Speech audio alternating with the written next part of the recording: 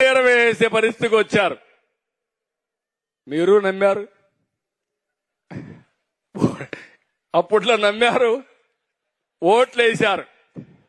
నేను ఓడిపోయాను. 5 ఏళ్లు నానా ఇబ్బందులు పడ్డాం. అదే నేను గాని తెల్లవారితో గాని పసిగట్టి దోషుల్ని అప్పుడే అరెస్ట్ చేయించుంటే నేను ఓడిపోయేవాడిన తమ్ముడు అని మిమ్మల్ని అడుగుతున్నా. అందుకే పోలీసులు గుర్తుపెట్టుకోవాలి.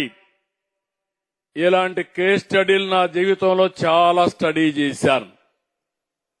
మా పోలీసులు చెప్పినా ఇప్పుడు మాత్రం నేను చాలా జాగ్రత్తగా ఉన్నా.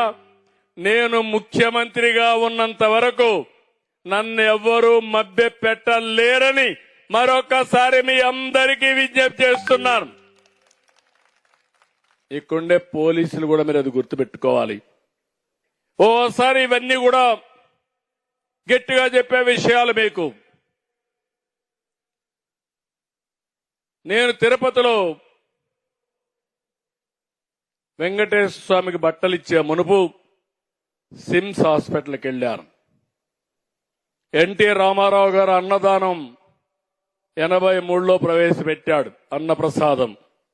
అది ఇప్పుడు కూడా మీరు తిరుపతికి వెళ్తే, తిరుమలకి వెళ్తే అన్నప్రసాదం పెడతారు. ఇప్పుడు ఐఎమ్ వెరీ హ్యాపీ. కడపలో ఆడబిడ్డ నేను పెట్టిన అన్న క్యాంటీన్లో భోంచేసి చదువుకునిందంటే ఆ పట్టుదల.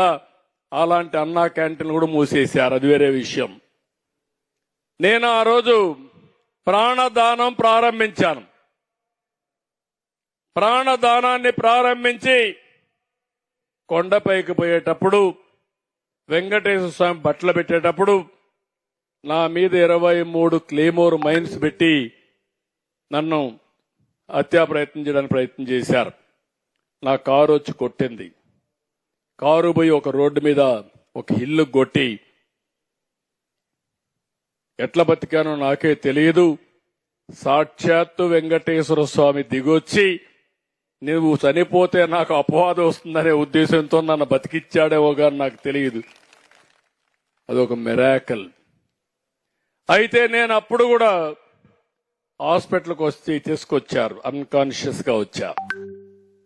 తీసుకొస్తే ఎస్పీని ఒక పక్క చూసా, ఇంకొక పక్క కలెక్టర్ని చూసా. ఏం జరిగిందన్నాం. మీ మీద క్లేమోర్ మైన్స్ బ్లాస్ట్ చేశారు సార్ అన్నారు. ఎస్పీని చూసి నీకేం చెప్పాను అని అడిగా.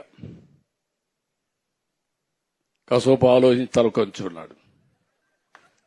ఎవరైనా కానీ ఇలాంటి దుర్మార్గం చేస్తే నేను మీకు చెప్పింది, వీఐపీని వేరే వాళ్ళు ప్రొటెక్ట్ చేస్తారు, చేసిన వాడిని పట్టుకునే బాధ్యత మీది. చుట్టుపక్కలంతా కూడా కార్డన్ చేసి ఎవడూ తప్పించుకోకుండా ప్రొటెక్షన్ ఇచ్చే బాధ్యత మీదని చెప్పా. ఆ మాట చెప్పినప్పుడు సార్ అంటే నువ్వు అవసరం లేదు, కలెక్టర్ ఉన్నాడు చూసుకుంటాడు, నువ్వు వెళ్ళమన్నా.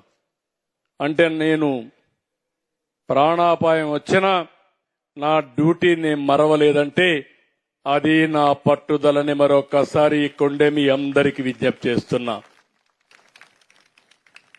నేరాలు చేసేవాళ్లు మనకంటే తెలివైన వాళ్ళు కాదు. నేరాలు చేసేవాడి కంటే మనం తెలివైన వాళ్ళం అయితే సమర్థవంతంగా పనిచేస్తామనే భయం ఉంటే నేరాలే జరగవని చెప్పి కూడా నేను మీకు తెలియజేస్తున్నా.